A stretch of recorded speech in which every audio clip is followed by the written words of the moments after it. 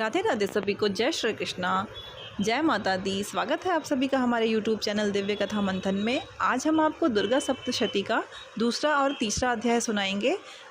कथा अच्छी लगे तो वीडियो को लाइक करें और चैनल को सब्सक्राइब करें।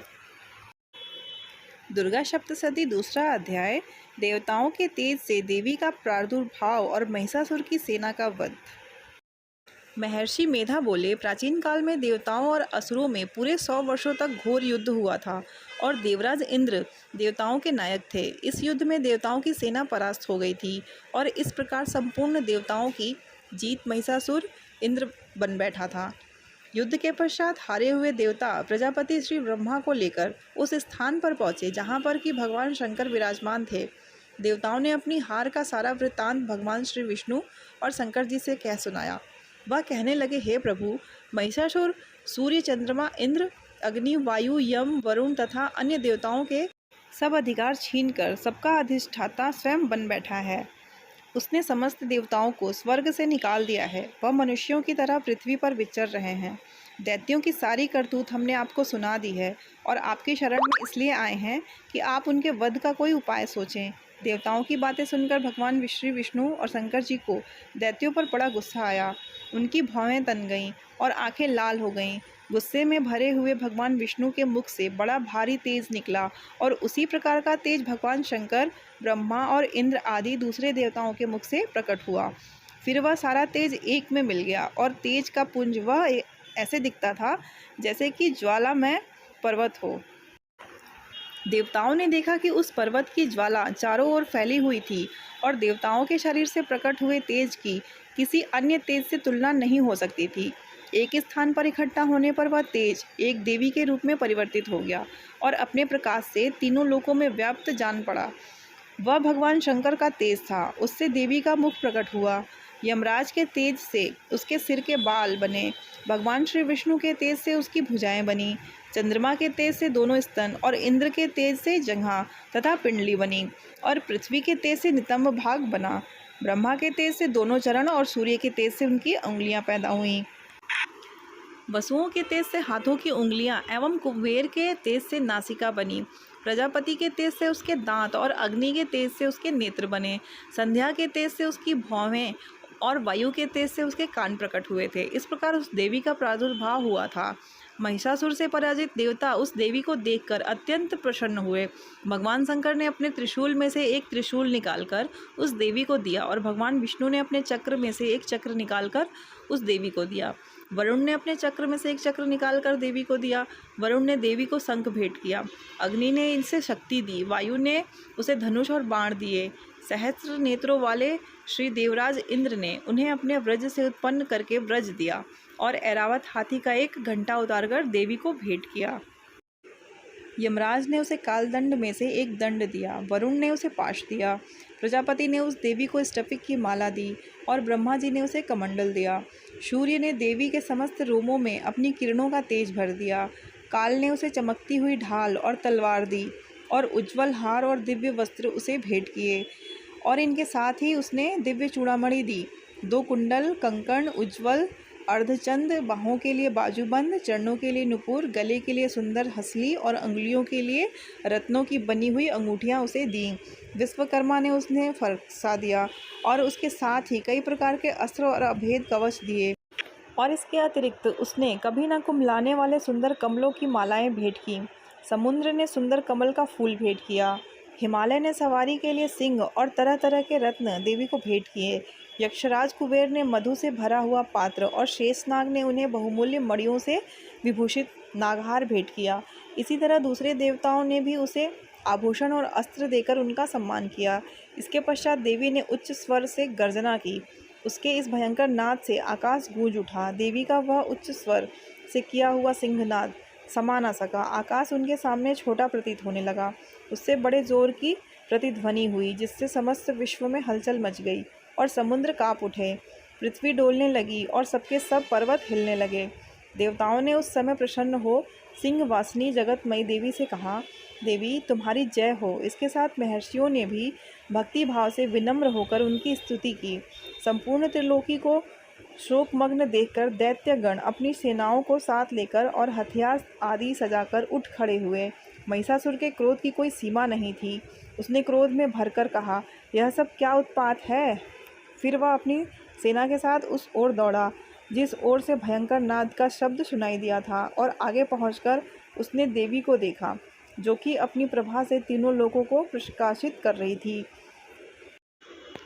उसके चरणों के भार से पृथ्वी दबी जा रही थी। माथे के मुकुट से आकाश में एक रेखा सी बन रही थी और उसके धनुष की टंकोर से सब लोग क्षुब्ध हो रहे थे। देवी अपनी सहस्त्रों भुजाओं और संपूर्ण दिशाओं में फैलाए खड़ी हुई थी। इसके पश्चात उनका दैत्यों के साथ युद्ध छिड़ गया और कई प्रकार के अस्त्र शस्त्रों से सबकी सब दिशाएं उद्भाषित होने लगीं। महिषासुर की सेना को सेनापति चिछुर नामक एक महान असुर था। वह आगे बढ़कर देवी के साथ युद्ध करने लगा और दूसरे दैत्यों की चतुरांगिनी सेना साथ लेकर चामर भी लड़ने लगा और 60,000 महारथियों को साथ लेकर उदग्र नामक महादैत्य आकर युद्ध करने लगा और महाहनु नामक असुर 1 करोड़ हाथियों को लेकर, असिलोमा नामक असुर 5 करोड़ सैनिकों को साथ लेकर युद्ध करने लगा। वास्कल नामक असुर 60 लाख असुरों के साथ युद्ध में आ डटा। विडाल नामक असुर 1 करोड़ साथियों के साथ लड़ने को तैयार था। इन सबके अतिरिक्त और भी हजारों असुर हाथी और घोड़े साथ लेकर लड़ने लगे और इन सबके पश्चात महिषासुर करोड़ों रथों, हाथियों और घोड़ों सहित वहां आकर देवी के साथ लड़ने लगा। सभी असुर तोमर, भिंदीपाल, शक्ति, मुशल, खंडगों, फारसों, पट्टियों के साथ रणभूमि में देवी के साथ युद्ध करने लगे। कई शक्तियां फेंकने लगे और कई अन्य शस्त्रादि। इसके पश्चात सबके सब दैत्य अपनी अपनी तलवारों हाथ में लेकर देवी की ओर दौड़े और उसे मार डालने का उद्योग करने लगे। मगर देवी ने क्रोध में भरकर खेल ही खेल में उनके सब अस्त्रों शस्त्रों को काट दिया। इसके पश्चात ऋषियों और देवताओं ने देवी की स्तुति आरंभ कर दी और वह प्रसन्न होकर असुरों के शरीरों पर अस्त्र शस्त्रों की वर्षा करती रही। देवी का वाहन भी क्रोध में भरकर दैत्य सेना में इस प्रकार विचारने लगा जैसे कि वन में दावा नल फैल रहा हो।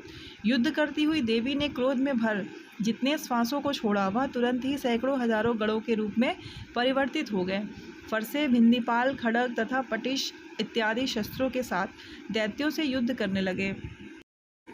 देवी की शक्ति से बढ़े हुए वह गण दैत्यों का नाश करते हुए ढोल, शंख व मृदंग आदि बजा रहे थे। तदंतर देवी ने त्रिशूल, गदा, शक्ति, खड्ग इत्यादि से सहस्रों असुरों को मार डाला। कितने घंटे की भयंकर आवाज़ से ही यमलोक पहुंचा दिया। कितनों ने असुरों को उसने पास में बांधकर पृथ्वी पर घर घसीटा।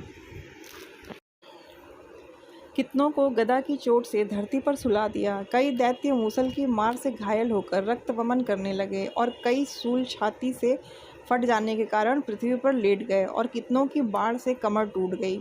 देवताओं को पीड़ा देने वाले दैत्य कट कट कर मरने लगे। कितनों की बाहें अलग हो गईं, कितनों की ग्रीवाएं कट गईं, कितनों के सिर कटकर दूर भूमि पर लुढ़क गए, कितनों के शरीर बीच में से कट गए और कितनों की जंघाएं कट गईं और वह पृथ्वी पर गिर पड़े। कितने ही सिरों व पैरों के कटने पर भी भूमि पर से उठ खड़े हुए और शस्त्र हाथ में लेकर देवी से लड़ने लगे और कई दैत्यगण भूमि में बाजों की ध्वनि के साथ नाच रहे थे।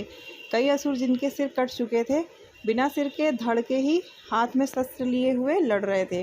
दैत्य रह रहकर ठहरो ठहरो कहते हुए देवी को युद्ध के लिए ललकार रहे थे। जहाँ पर यह घोर संग्राम हुआ था वहाँ की भूमि रथ, हाथी, घोड़े और असुरों की लाशों से भर गई थी और असुर सेना के बीच में रक्तपात होने के कारण रुधिर की नदियाँ बह रही थीं। और इस तरह देवी ने असुरों की विशाल सेना को क्षण भर में इस तरह से नष्ट कर डाला जैसे तृण काष्ठ के बड़े समूह को अग्नि नष्ट कर डालती है। और देवी का सिंह भी गर्दन के बालों को हिलाता हुआ और बड़ा शब्द करता हुआ असुरों के शरीरों से मानो उनके प्राणों को ढूंढ रहा था। वहाँ देवी के गणों ने जब दैत्यों के साथ युद्ध किया तो देवताओं ने प्रसन्न होकर आकाश से उन पर पुष्प वर्षा की।